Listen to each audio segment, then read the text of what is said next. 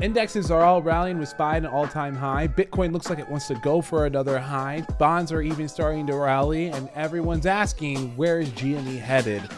Let's talk about that and more on this weekly report. I was down, but now I'm up. Yeah, this all God, this ain't no lie. Yeah. Holy news, Batman. Last week on the weekly report, I was saying that I was leaning bearish, and we saw the bearish price action play out. And then as the market was starting to climb back again, it looked like everything was going to be sideways, and trading became extremely difficult. We went from thriving to surviving over the past several weeks, to be honest. However, still maintaining more winners than losers. That's what's important, right? And you know, when things get uncertain, you have to scale down on your positioning size. And then boom, today, after I was just sitting here wondering, what's the catalyst to actually push this higher or bring this down? We saw Canada actually cut rates, and that caused the market to rally. And then tomorrow we had the ECB decision, which is also expected to be the rate cut, which could also cause this market to rally as well. I did some deep analysis on the charts, and I gotta say, so many things look bullish to me right now, but many market participants are still nervous. And we can see this when we actually look at the volume of calls versus puts that were bought today.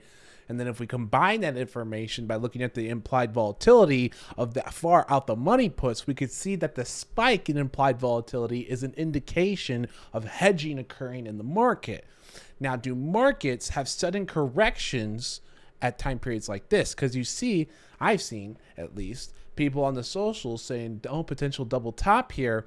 But throughout the day, I'm looking at my calls and I'm feeling confident because I can see the market is hedged, and markets do not correct when everyone's hedged, when everyone's ready for the capitulation. And to me, I interpret this hedging as these are people who are largely allocated that are buying these hedges to offset these large bullish positions they have.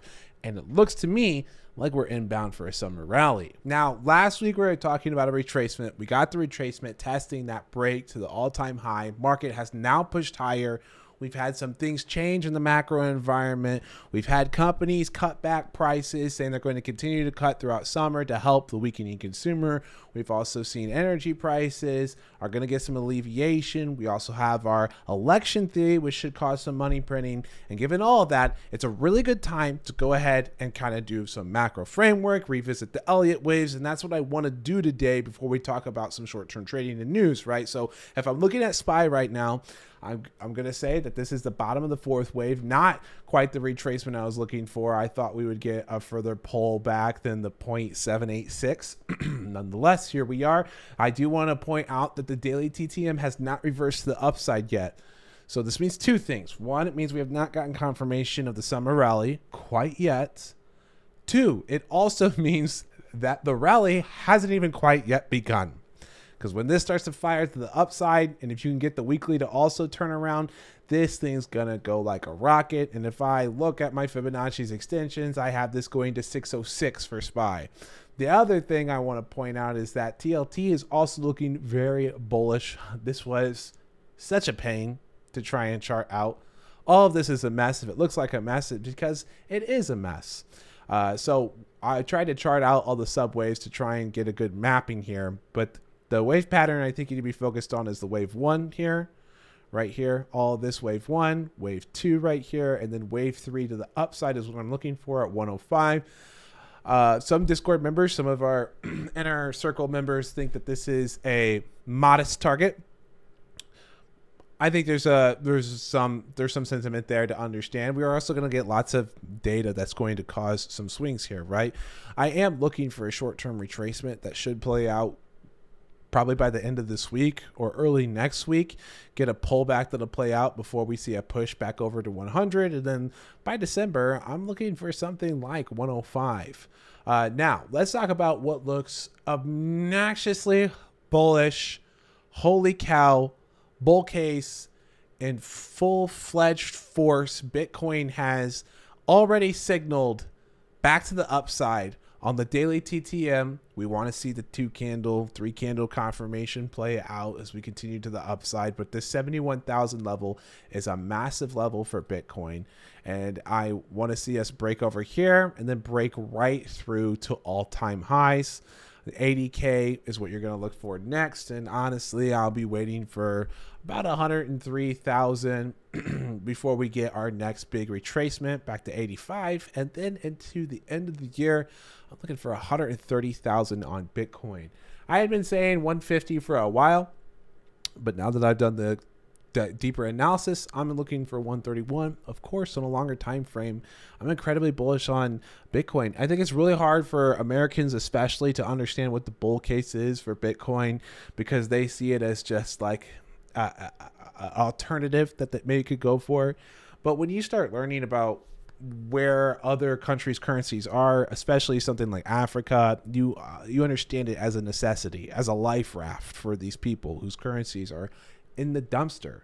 And if they don't use Bitcoin, they're at least going to use something like a stable coin to help save them from the inflation and the debasement of their own currencies, which there is a significant amount of that still occurring for Americans. We just don't feel it as bad, okay?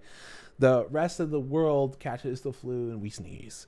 So, people will wake up to that realization eventually. All good things must come to an end, and we've got to suffer probably a lot of punishment for all the money printing, unless AI saves the day. But that's another story for another day. That's what I'm kind of seeing, though. It looks like all asset classes in general want to go on massive rallies. Bitcoin, I think, has the most upside from here, 50%. Upside is definitely more than everything else. It'll probably continue to outperform every asset that's pretty much ever existed. I do think that you're also going to see rallies and come back for things like silver and gold. We've seen retracements there. I think those are going to come back as well. And I mean, we might hit another Goldilocks zone into the summer. That's what I'm seeing right now. We haven't had the ample confirmations. We'll probably be able to say that with more certainty in a week or two. But I think right now, I think it's safe to say that things look incredibly bullish. Now, traders, indulge me for a moment as I talk about one of my investment positions that took a hit today. This is one of my core positions. I have a Bill Ackman theory, okay? I usually have 8 to 10 names that make up my core holdings that are about 80% of my portfolio. I'll hold 20 to 25 names, but most of my money is in my super high convictions. Why is that? It's because the most valuable thing I own right now at 30 years old is time. Okay, it's not money, it's time.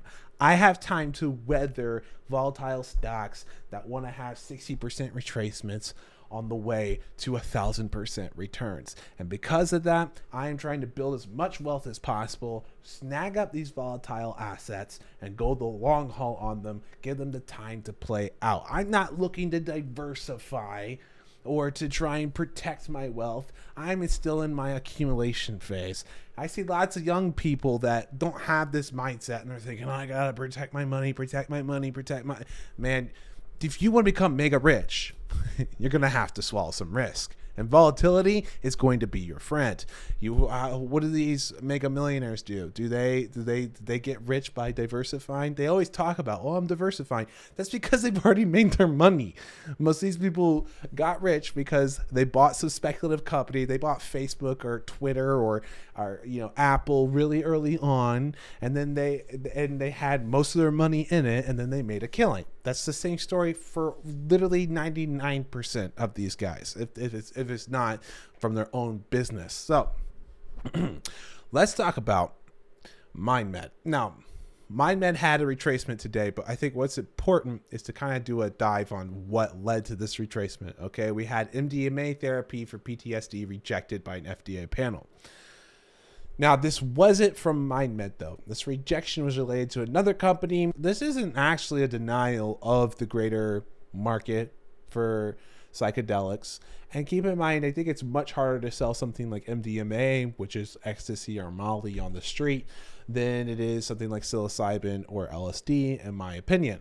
And I think the research also confirms that as well. There's a lot more grounded, solid research in something like psilocybin or LSD. I like MindMed the best because they swapped out their CEOs for someone who has a lot of experience with dealing with the FDA and getting those approvals.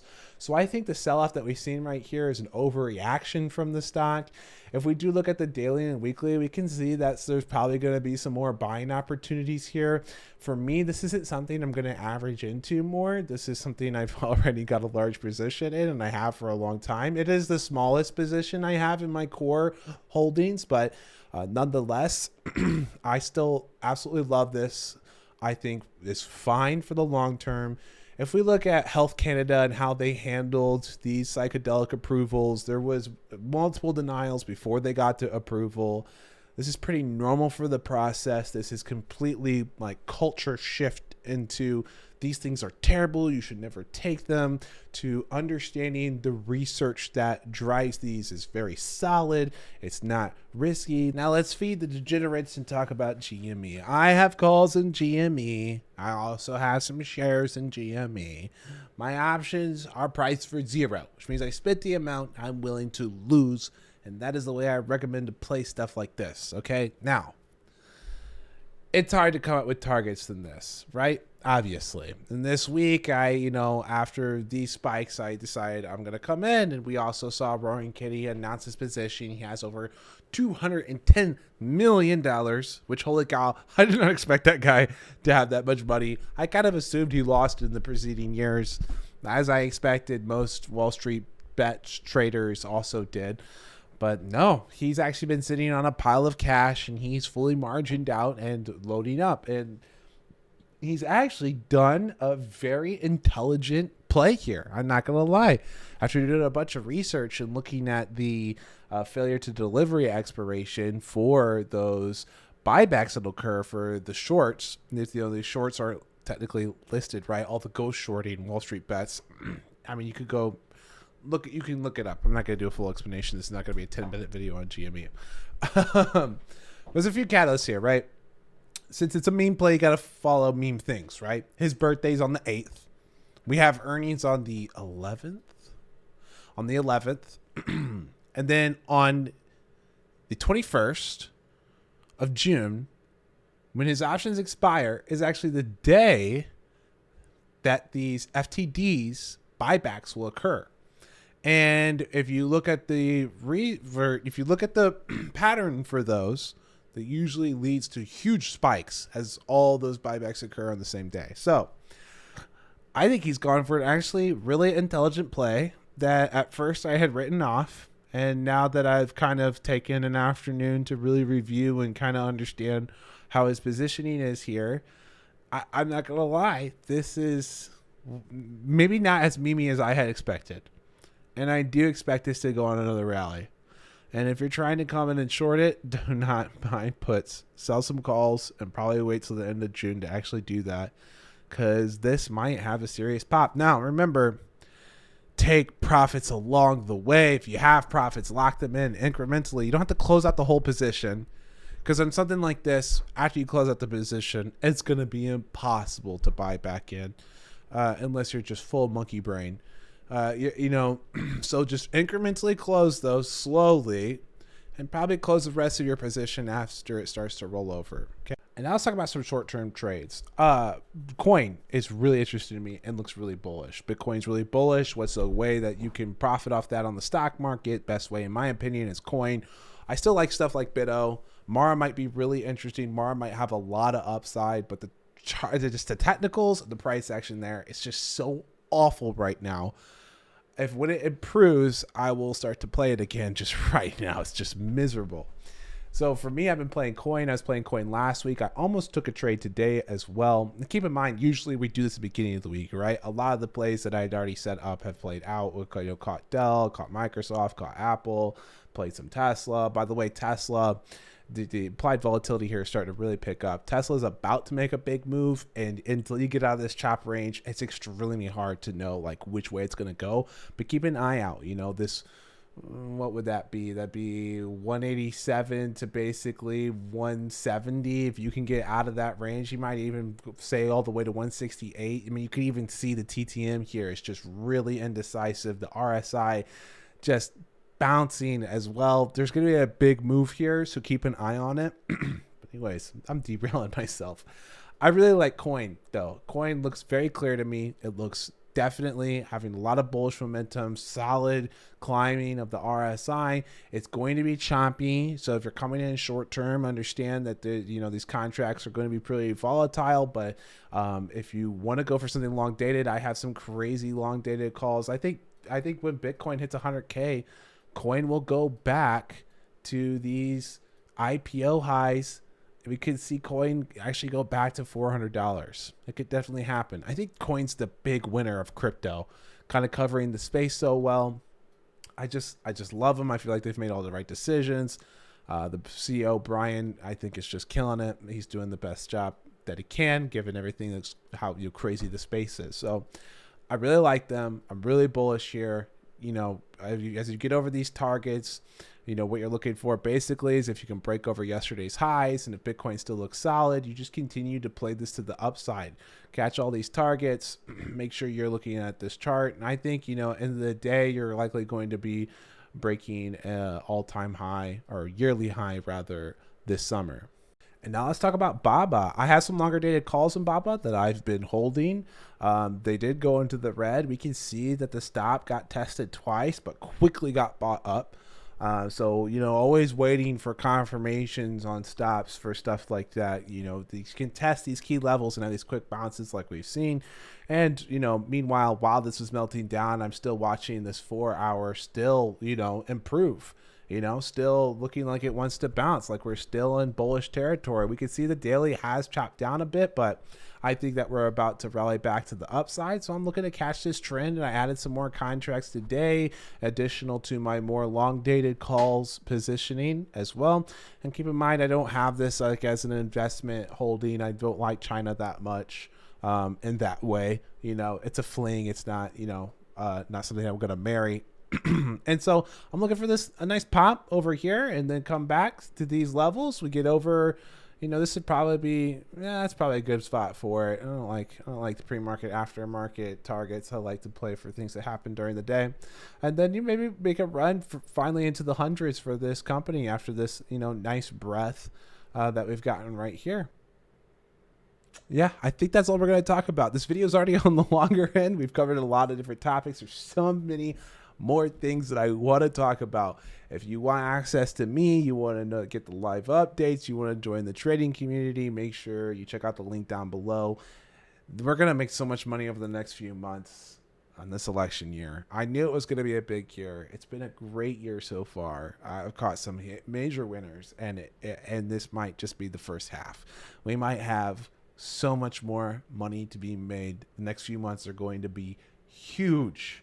So if you want to join the trading community, check out the link down below, because I've done a good job, and I hope you have as well, of managing this, tough time period where the market's taking a breath. This May to June is rough for election years, and we've survived. And that's what you got to do sometimes. Sometimes you just got to survive. And then when you get to this period where things are starting to fire, you have the capital and you're ready to act. And that's where I feel like I am right now, and I'm feeling really good. Get excited. Next few months could be absolutely incredible. So that's going to be it. God bless, and good luck, traders.